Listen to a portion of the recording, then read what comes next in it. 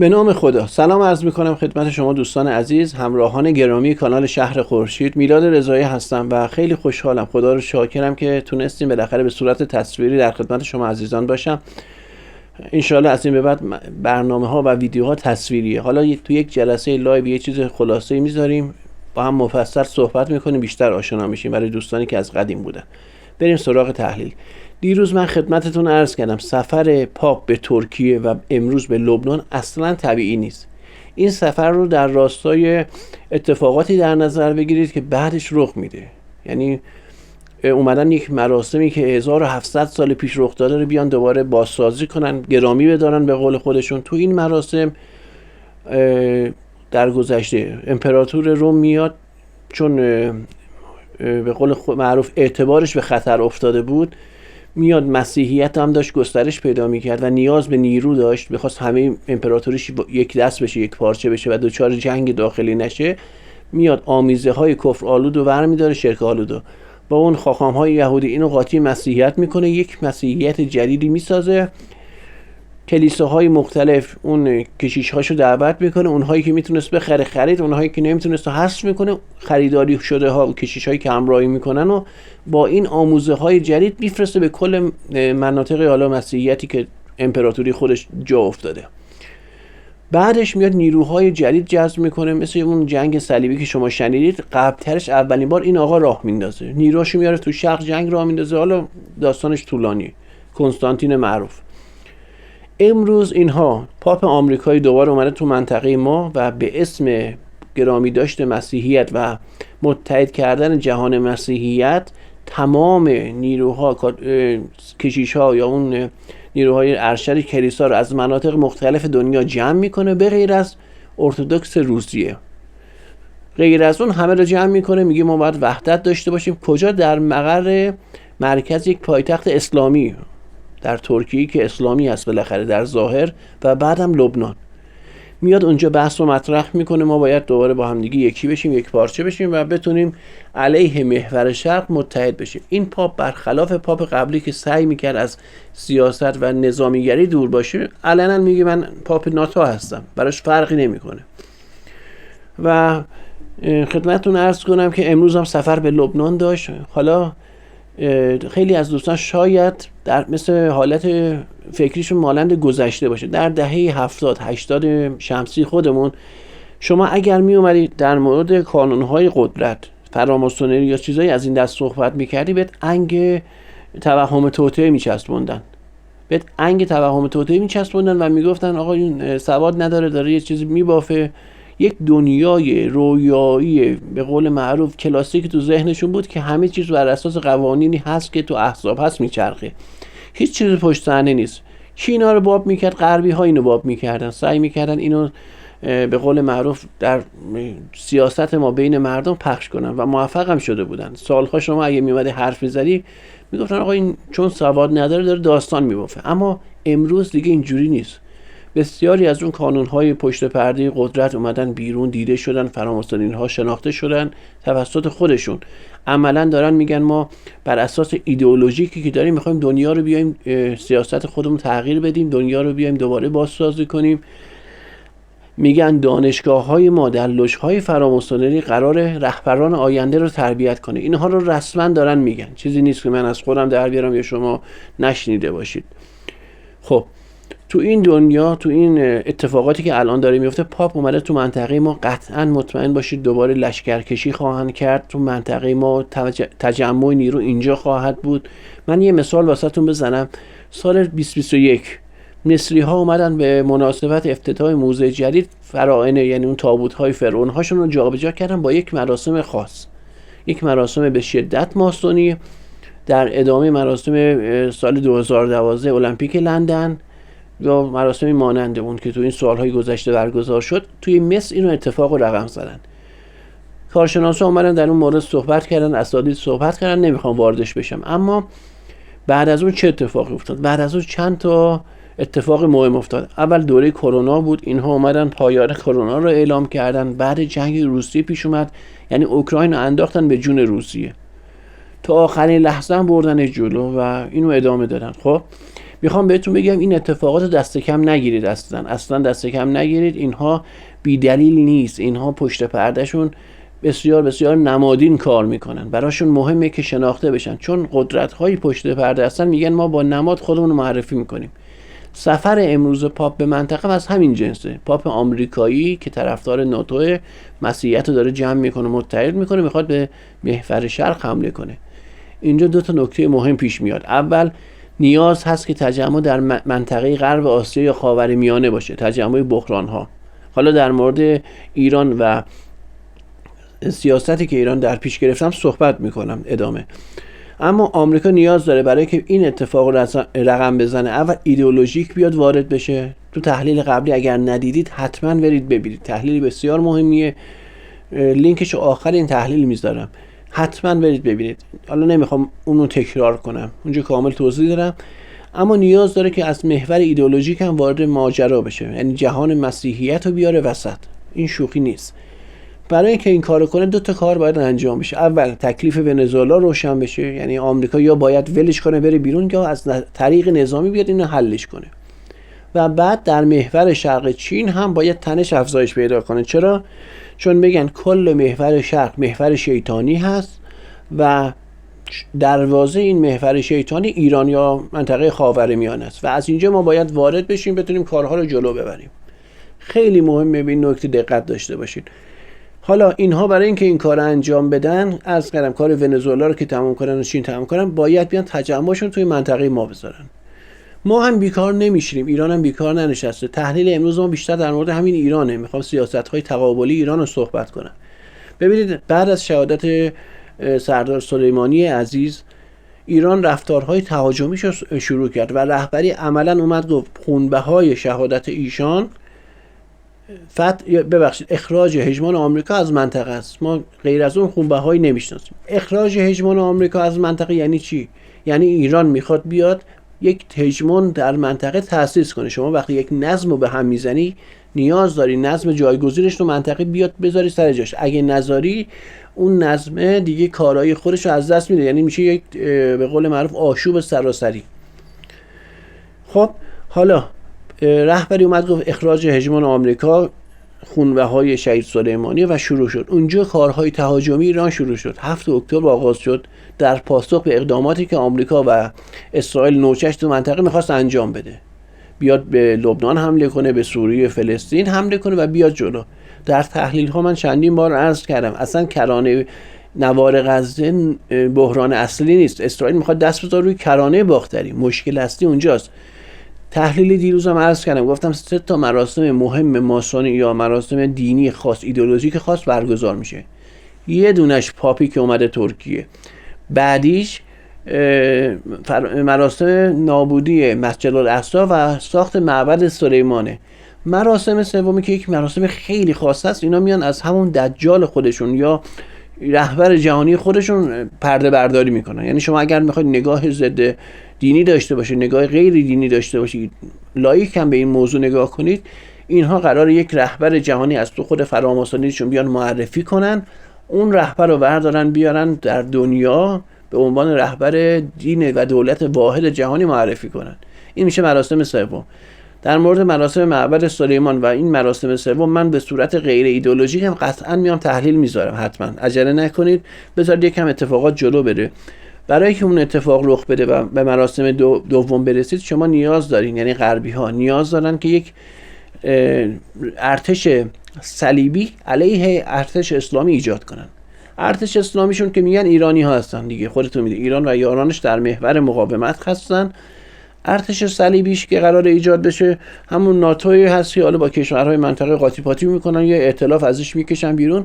حتی ممکنه یک رهبر مسیحی در پلن بالای این ارتش باشه ببخشید مقامات حالا افسران جزتر از مسلمان ها باشن، از مسلمان های منطقه باشن. یعنی نیازی نیست مثل گذشته یک ارتش صلیبی خاص تشکیل بشه، خیر، بلکه اندازه توانایی هایی که امروز دارن میخوان کار کنن. یعنی یکی از اون توانایی هاش نفوذ در جوامع اسلامیه. حتما میان به سمت اینکه رهبران اسلامی دخیل کنن در این ارتش. خب برای اینکه این اتفاق بیفته باید بحران از لبنان شروع بشه، یعنی از فلسطین اشغالی بحران جابجا بشه. میخواستن بیارنش در ایران. ببینید قرار بود رهبر محور شرارت بشه ایران، اینها بیان از ایران شروع کنن. تو جنگ 12 روزه شکست خوردن. عرض کردم ایران هم سیاست تهاجمیشو از 7 اکتبر آغاز کرد. نذاشتیم مثلا کریدور داوودشون شکل بگیره، کریدور عرب مدشون شکل بگیره. جوری اینها رو گرفتیم دیگه. خب با تمام این کارهایی که کردیم و هزینه زیادی هم داریم در موردش دیگه، و شهید داریم، شهدای خیلی زیادی داشتیم. خب همه این هزینه بابت این بود که یک تقابل هژمونیک داشتیم انجام میدادیم. جنگ موجودیتی، قرار نیست به خاطر مثلا یه منطقه خاص باشه و بعد آشتی کنیم. هر چیزی که این غربگراها میگن دروغه. جنگ موجودیتی، جنگ خاص هست. قرار خیلی ها این وسط تلف بشن. ایدئولوژیک خواهد بود، یا هست یا نیست، یعنی یکی از این دوتا وسط نداره. یا ایران خواهد بود یا نخواهد بود، یا اسرائیل خواهد بود یا نخواهد بود. اینها برای که این کار رو انجام بدن، خب اون برنامه‌های قبلیشون شکست خورد. تو جنگ مستقیم با ایران 12 روز دوام نیاوردن. امروز قدرت نظامی ایران کاملا شناخته شده است. در تمام دنیا اینو میدونن و اگر در رسانه‌های ما میبینید، تو رسانه‌های فارسی زبان سعی میکنن جلوی این دیده شدن قدرت رو بگیرن، اون جنگ رسانه‌ایه. اما ایران نشون داد که قدرت بزرگی هست، اصلا تعارف نداریم. امروز حتی بعد از جنگ 12 روزه پلن ایران تغییر کرد. ببینید ما قبلش پلن تهاجمی داشتیم از نیروهای منطقه‌ای خودمون، هم پیمانامون استفاده می‌کردیم، همزمان موشکی خودمون هم داشتیم، پهپادیمون هم داشتیم. در جنگ 12 روزه بابت غافلگیری که ایجاد شد، چون نستیم از نیروهای موشکی فقط استفاده کنیم، سراغ نیروهای منطقه‌ای نرفتیم. دلیل هم داشت. حالا یه تحلیل جداگانه خدمتتون عرض میکنم. اما با توجه به اتفاقاتی که در جنگ 12 روزه افتاد، ایران یه سری کارها رو داره انجام میده. اول در بخش داخلی، وزارت اطلاعات سپاه، اینها باید یه اتفاق خاصی رقم بیفته. چرا؟ در بخش داخلی، در اطلاعات سپاه، وزارت اطلاعات، اینها باید تغییراتی رخ بده. چرا؟ چون اینها نتونستن جلوی اون غافلگیری داخلی رو بگیرن. با تمام قدرت اطلاعاتی که ما داشتیم با دشمن مقابله می‌کردیم، تو این بخش ما ضعف داشتیم. بخش ضعفمون هم در بخش نفوذی داخلی بود. ببینید توی 2 سال گذشته، حالا اسرائیل میگه من 15 سال 20 سال برای این جنگ آماده شدم، اما تو 2 سال گذشته بود که این موشک‌ها و پهپادهاشو به داخل ایران انتقال داد دیگه. یک خبر شما شنیدید که در اون یک خبر گفته باشه آقا ما یه جا رو رفتیم گرفتیم پر از پهپاد اسرائیلی بوده؟ چنین خبری نبود. تحلیلگرای مستقل مثل من، مثل خیلی از دوستان، خب به بخش امنیتی حاکمیت که دسترسی ندارن. اطلاعات طبقه بندی شده که به ما نمیرسه. که اطلاعات روز ما داشتیم، تو اون اطلاعات روز شما یک بار ندیدید که گفته باشه اونجا یه خونه تیمی رو گرفتن، تو اون خونه تیمی مثلا پهپاد بوده، پهپاد اسرائیلی بوده که ما بیایم بر اساس اون تحلیل کنیم در جنگ جدید میخواد این اتفاقات رخ بده، جلوشو بیایم بگیریم. یک بار این اتفاق نیفتاد. چرا؟ خب حتما اینها رفتن جایی گرفتن، حتما این موشک ها بوده، حتما این پهپادها بوده. یک کسی جلوی درج این اطلاعات تو منطقه، تو رسانه ها گرفتن. خب اون کسی کی بوده؟ کی جلوی پخش این اطلاعات گرفته؟ این بعد شناسایی بشه دیگه. قطعا نیروی داخلی نبوده، دلسوز نبوده، چون میدونست اگر این اطلاعات پخش بشه 4 تا تحلیلگر مستقل میان میگن آقا این اسرائیل میخواد از این بخش ضربه بزنه، و اون مشاورانی که بغل سردارانمون گذاشته بودن اونها دیگه کارهایشون رو مثل قبل از دست میدادن دیگه. نیاز داشتن یه سری مشاوران خاص اطلاعات غلط به فرمانده ها بدن. تعارف نداریم آقا، اینا تو هر جنگی که اتفاق میفته، چه پیروز باشی چه شکست خورده باشی، باید کمیته حقیقت یاب تشکیل بدی و عملا رهبری این کار داره انجام میده. قطعا در بخش اطلاعاتی داخلی تغییراتی رخ میده، اینو بذارید کنار. تو بخش های دیگر مثل نیروی هوایی ما مشکلاتی داشتیم. تو این سال‌ها یه عده نمیذاشتن ما بریم تسلیحات نیرو هوایی بخریم. لعنت بر اون اول و نیروی اصلی که پشت ماجرا بود، حسن روحانی بود و دولتش، و بعد وزیر اطلاعات وقتش، وزیر نیروهای مسلح وقتش. خیلی ما رو عقب انداختن. حالا یه تحلیلی یکی از کارشناسان اومد اینجا، جناب استاد صالحی کامل توضیح داد. حالا اگر بشه دوباره دعوتش میکنیم صحبت کنه. نذاشتن ما جنگنده بخریم. تو این جنگ ما دیدیم پدافند ما جای خود، ما نیاز یک پدافند هواپایه داریم. غیر از اون موشک جای خود، ما نیاز به نیروی هوایی تهاجمی داریم. یعنی موشکاتون که شلیک میشه، جنگندای ایران هم باید میرفتن در آسمان عراق و سوریه، اونجا موشک‌های خودشون شلیک میکردن. از فاصله 100 کیلومتری 200 کیلومتری موشک‌های مثلا میگم کروز ما از جنگنده شلیک میشد، هوا به زمین میرفت میخورد به اهدافش. پدافندی که میخواست موشک‌های هوایی شما رو بزنه اون موقع درگیر موشک‌های کروز ما میشد، اصلا زمین تا آسمون فرق میکرد. و در یک جایی به بعد جنگنده‌های شما میاد درگیر میشه با جنگنده‌های دشمن در بخش پدافند هواپای. اینجوری دیگه آسمان ایران در دست اینها نبود، جدا میشد. همونجوری که آسمان اسرائیل در دست موشک‌های ایرانی بود، تو این جنگ بخشی از آسمان ایران هم در دست جنگنده‌های اینها بود. خب اگر شما نیروی هوایی قوی داشتی جلوشو میگرفتی. الان داره این اتفاق رقم میخوره. رزمایش‌هایی که شب‌ها انجام میشه، میبینید در مرز عراق جای دیگه نیروی هوایی داره میره جلو میاد، بابت همینه. یعنی داریم تمرین میکنیم که نیروی هوایی تهاجمی داشته باشیم. جنگنده هم کم نداریم دوستان. این اخباری که در رسانه ها میاد ما 20 تا 30 تا جنگنده داریم، اینها رو بریزید دور. به قول استاد صالحی، ما نیروی هوایی ایران زیر 80 تا جنگنده اصلا بهش صرفه نداره که بخواد بیاد از یه سری جنگنده ها استفاده کنه. باید شما زیرساخت داشته باشی، باید نیروی آموزشی دیده داشته باشی. این هزینه های جانبی برای 20 تا 30 تا جنگنده اصلا نمیصرفه. باید شما 70 80 تا داشته باشی و نیروی هوایی ایران هم اینجوری جلو میره. حالا چون بخش حفاظت اطلاعات نیروی هوایی ایران خیلی سخت میگیره، نمیذاره اطلاعات در بیاد. وگرنه جنگنده ما مشکلی نداریم. جنگنده‌های جدید هم داره میاد، نسل 5 هم داره میاد. به امید خدا نیروی هوایی تهاجمی خواهیم داشت و غرب اینو میدونه. ببینید ایرانی که فقط با موشک رفت پاسخ داد، پدر اسرائیل رو تو 12 روز در آورد. تعارف نداریم، خودشون هم دارن میگن. حالا شما جنگنده داشته باشی چی کار میخوای کنی؟ نیروی رزم همپیمانانت اگه بیاد وسط میخوای چی کار کنی؟ اینها خیلی مهمه. اخیراً دیدید دیگه، پریروز بود یا دیروز بود، نیروهای از مقاومت سوریه، از مردم سوریه رفتن اونجا علیه اسرائیلی ها کمین کردن و 3 تا اسرائیلی رو تلف کردن، 15 تا اینها رو زخمی کردن. تو سوریه بعد از اومدن جولانی اولین بار بود این اتفاق رخ میده. خب نیروی ایران هم داره تهاجمی میاد جلو، کم هم نمیاره. مطمئن باشید خوبم میاد جلو، قوی هم هست، اصلا نگران نباشید. ایران خیلی خیلی قویه. اگر غربگراهای لیبرال در داخل کشور خرابکاری نکنن، پارس ضعف نفرستن، دشمن جرأت حمله مجدد به ایران نخواهد داشت. مطمئن باشید، اینو مطمئن باشید. مگر که پالس ضعف بفرستن افرادی امثال خاتمی و حسن روحانی که این روزها سرشون خیلی شلوغه، خیلی شلوغه. اینو با تاکید میگم. همه کار میکنن که جلوی قدرت گرفتن شما رو بگیرن.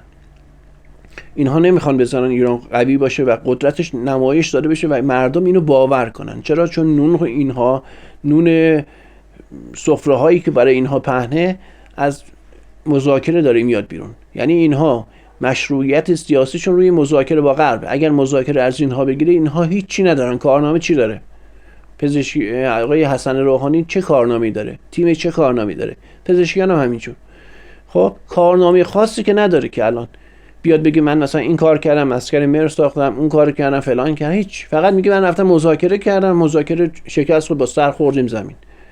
اینم ازش بگیرید، دیگه مذاکره آینده رو بگیرید، هیچی نداره. و اگر از سیاست بیان پایین، اینها غول‌های بزرگی در بخش اقتصادی ایران هستن. شرکت‌های بسیار بزرگی دارن. اینها بابت اون قدرت سیاسی که دارن میان این شرکت‌ها رانت دریافت میکنن. و اگر اون قدرت سیاسی بگیری، اینها باید بیان پاسخگوی خرابکاریاشون باشن، کثافتکاریاشون باشن. خب برای اینکه این اتفاق نیفته، به قول طرف میگفت دست به داداشم بزنید اعلام جنگ میکنم. چرا این حرفو میزنه؟ چون رئیس جمهور بود. اگر رئیس جمهور نبود کسی پیشکل هم بارش نمیکرد که. چون رئیس جمهور بود میگه من اعلام جنگ میکنم. رزق و روزی مردمی که در جامعه بود میتونست دستکاری کنه دیگه، کم کنه، زیاد کنه. میبینی دیگه امروز دیگه. برای اینکه این اتفاق بیفته و اینها قدرت دستشون باشه، باید تو سیاست بمونن. برای همین امروز سعی میکنن فقط بحث مذاکره و تسلیم به غرب رو پیش بکشن. چون ایران هر چقدر قوی تر بشه، زمان محاکمه اینا نزدیکتر میشه. حالا ایران داره تهاجمی عمل میکنه، تهاجمیش هم داره گسترش پیدا میکنه. تقابل تهاجمیش، غربی ها نیاز دارن که جلوی این کارو بگیرن. چون دیگه بحث حمله به ایران منتفی میشه، میره کنار. هیچی تو بخش منطقه‌ای هم جوابگو نیستن. حزب الله داره خودش رو احیا میکنه، یمن داره روز به روز قوی‌تر میشه، تو عراق دارید میبینید تمام تلاش خودشونو دارن میذارن که حزب الله لبنان رو بیان خلع صدا کنن که نمیتونن.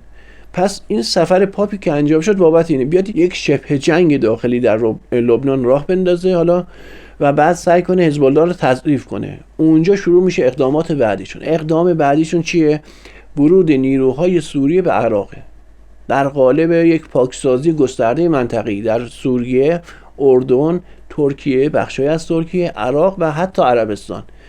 اینو امروز خودشون دارن میگن. یه خبری من امشب کار کردم در مورد یکی از رؤسای قبایل سوری، میگه تو قبیله من اگر اشتباه نکنم 500,000 نفر، 500,000 تا جنگجو آماده است که رهبر ما جولانی فتوا بده اینها بریزن مناطق غربی عراق رو پاکسازی کنن. قبلش اول برن کردستان سوریه رو پاکسازی کنن و بعد برن مناطق غربی عراق. و این واقعیته. بخشیش داره از طرف داعش به اینها فشار میاره. داعش اومده وسط به جولانی میگه تو به ما خیانت کردی و من نمیذارم تو راحت اینجا در بری. داره با حاکمیت جولانی مبارزه میکنه. مبارزه داعش با جولانی داره روز به روز بیشتر میشه و اینها نیاز دارن که یک پاکسازی انجام بدن.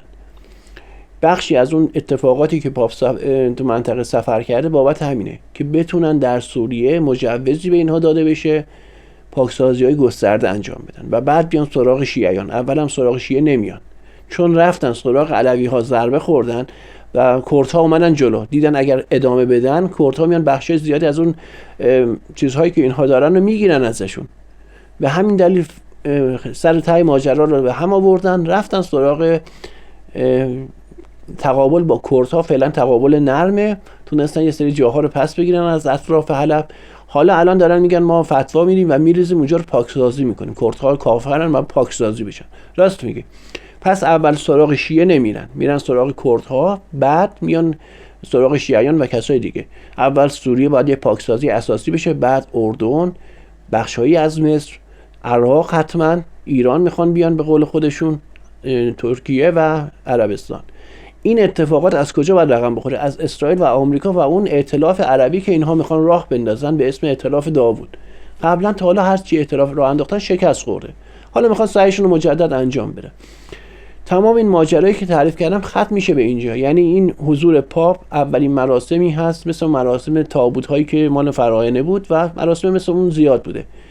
اتفاقات بزرگی از جمله آشوب گسترده در منطقه خاورمیانه و منطقه شمال آفریقا رقم خواهد خورد. اخیراً فرانسه اعلام کرده دولت ارتش سودان داره از گاز شیمیایی استفاده میکنه. دقیقاً همین بی‌شرفا برای سوریه و بشار اسد هم گفتن که بعدش آمریکا اومد حمله موشکی انجام بده به سوریه. خب اونجا روسیه وارد عمل شد، جلوشو گرفت و این ختم به خیر شد. اون موقع بایدن بنگی بود، اگه یکی مثل ترامپ بود حتما جنگ ادامه پیدا میکرد. خب الان دوباره در مورد سودان اومده این حرفو داره میزنه. چرا این حرفو میزنه؟ چون سودان داره میشه یکی از پایگاه‌های محور مقاومت ایران. شوخی نیستشا.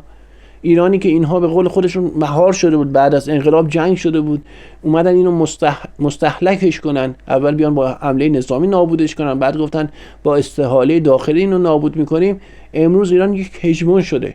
محورهای شرق با تکیه بر ایران داره میاد بالا. حالا در تحلیل های بعدی کامل بهتون توضیح میدم با ذکر سند و دلیل. شما ایرانی نباید باور کنین. تمام رسانه هاشون زور میزنن، جنگ های روانی، دو قطبی هایی که حسن روحانی داره راه میندازه از داخل امثال اون، بابت اینه که شما به قدرت کشورت اعتماد نکنی، باور نداشته باشی. اگر باور داشته باشی و ایمان داشته باشی که کشورت داره روز به روز قوی تر میشه، اون موقع جلوی اینها نمیای سرخم کنی که جلوی غربی ها. و تهاجمی بودن ایران باعث میشه کل محور مقاومت تهاجمی بشه. تعارف نداریم. اینها میرن جلو و هزینه های زیادی دست دشمن میذارن. امروز ایران به این نتیجه رسیده که دوباره باید مرزهای درگیری خودش از مرزهای ایران ببره به مرزهای فلسطین اشغالی و این کارم خواهد کرد. خب 24-5 دقیقه تحلیل بوده و نمیخوام طولانی تر بشه. عذرخواهی میکنم. اول اگر تا حالا لایک نکردین ویدیو لایک کنید، چون اولین ویدیو تصویری مونه. و بعد اگر نور بده، کیفیت بده، جلسه اولی به بزرگی خودتون ببخشید. حتما پیشنهادات، نظراتتون رو بدید، اصلا تعارف نکنید، بگید. من اینها رو نگاه میکنم، تک تک رو میخونم و حتما اینها تاثیر دارن در بهبود، روند بهبود اتفاقاتی که داره رخ میده. دوستانی که قدیمی هستن از مشکلات حالا صحبت کردن و اون بیماری خبر دارن، این هم داره رفع میشه. انشالله تو یک ماه نیم آینده درست میشه، همه اینا حل میشه. فقط ازتون خواهش میکنم لینک ویدیو رو با بقیه اشتراک بذارید، با دوستانتون کانال رو معرفی کنید که کانال دیده بشه. اگر الان تو برنامه‌های تصویری نتونیم یک جهش داشته باشیم، دوباره مجبور میشیم 1 سال 6 ماه بدویم که یوتیوب ما رو بتونه به بقیه نشون بده، این حرفا منتشر بشه. تو جنگ روانی که امروز هست خیلی مهمه که دوستان بیان وسط به صورت تصویری حضور داشته باشن، چون جنس تحلیل ها نیاز هست که شما کارشناسی که میاد صحبت میکنه رو ببینید، چهره به چهره باهاش صحبت میکنید. بازم تشکر میکنم از تمام دوستانی که تا امروز با ما بودن، از کانال حمایت کردن، از کارها حمایت کردن، خصوصا عزیزانی که حمایت مالی دارن. لینک پیپل در بخش توضیحات برای دوستان خارج از کشور هست.